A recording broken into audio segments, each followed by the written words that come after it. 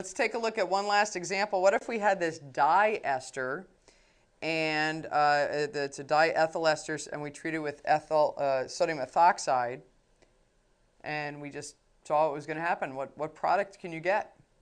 Okay, well, anytime you're reacting something with base, that means we're going to lose a proton, we're going to deprotonate somewhere, and we're going to lose what kind of proton?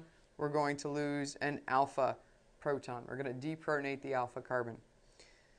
So this is a symmetrical molecule. Doesn't matter which side we deprotonate. Let's deprotonate over here.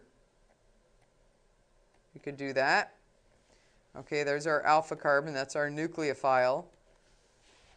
And now, rather than having a second molecule that we can attack, because this has two functional groups, let's see if possibly we can get an intramolecular reaction to take place. Do we have any electrophile internally that's appropriately the appropriate distance away? So let's check.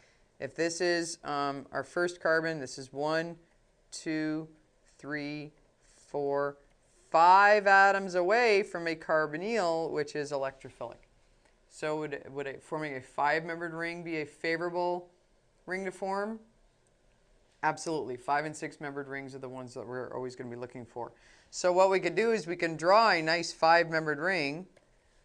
1, 2, 3, 4, 5, and number it 1, 2, 3, 4, 5, and then just add in our groups on what's missing. So on carbon 1, what do we have? Attached to that is where we have our ethyl ester,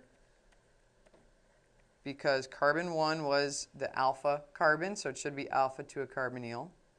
And then we had a CH2, a CH2, CH2, and then carbon 5, what has what?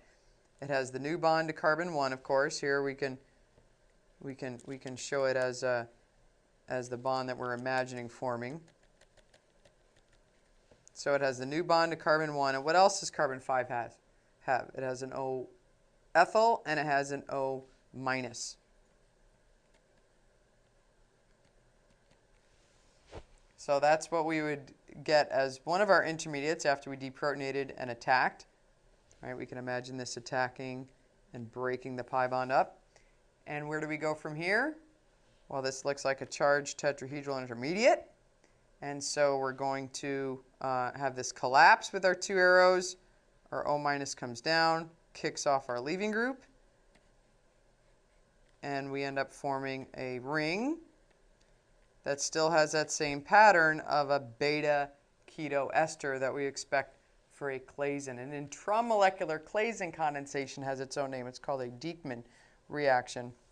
But it's the same exact sort of reaction. Aldol reactions can happen intramolecularly as well to form rings. And Dieckmann is when we have diester cyclizing to do an aldol type condensation.